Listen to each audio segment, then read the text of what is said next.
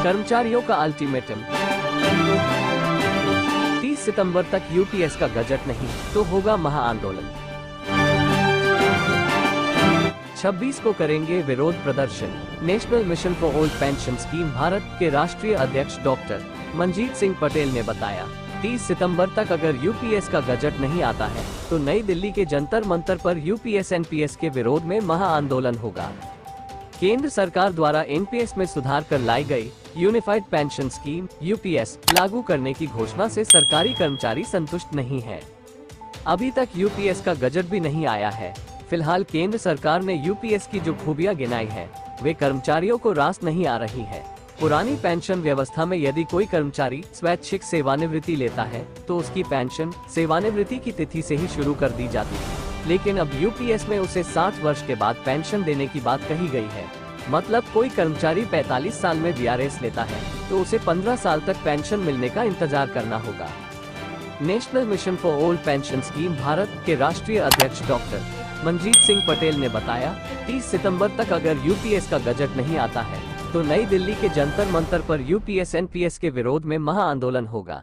दूसरी तरफ पुरानी पेंशन की मांग के लिए लंबे समय से आंदोलन करने वाले कर्मचारी संगठन एनएमओपीएस ने भी 26 सितंबर को देश के सभी जिला मुख्यालयों पर विरोध प्रदर्शन करने की घोषणा की है।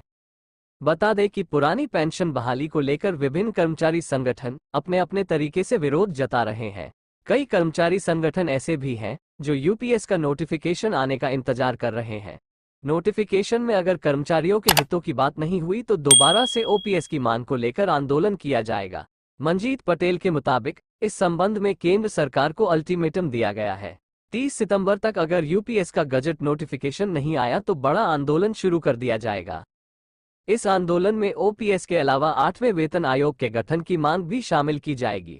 एनएमओपीएस के राष्ट्रीय अध्यक्ष विजय कुमार बंधु ने कर्मचारियों से ओपीएस बहाली के लिए और एनपीएस यूपीएस के विरोध में 2 सितंबर से 6 सितंबर तक काली पट्टी बांधकर काम करने का आह्वान किया था।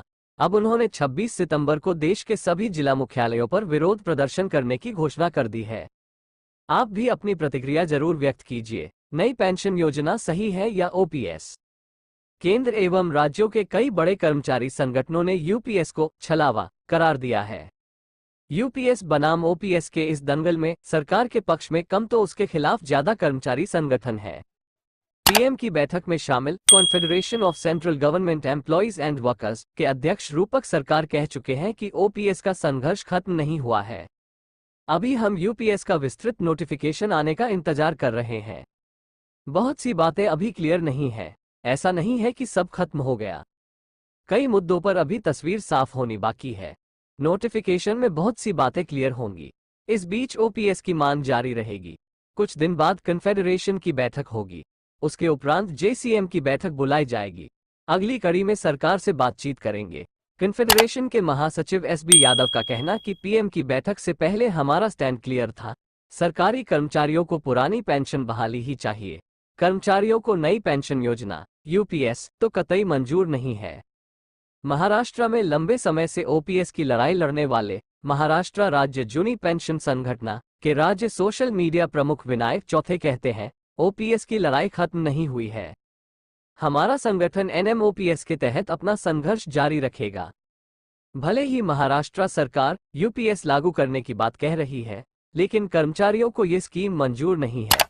ओपीएस के लिए 15 सितंबर को शिरडी में पुरानी पेंशन राज्य महाधिवेशन आयोजित किया जाएगा। वहां मौजूद कर्मचारी ओपीएस लागू कराने के लिए शपथ लेंगे।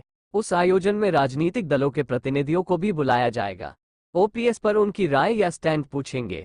एनएमओपीएस के राष्ट्रीय उपाध्यक्ष तथा महाराष्ट्र राज्य जूनी पेंशन संगठन के अध्यक्ष वितेश खांडेकर के नेतृत्व में शिरडी का महाधिवेशन होगा।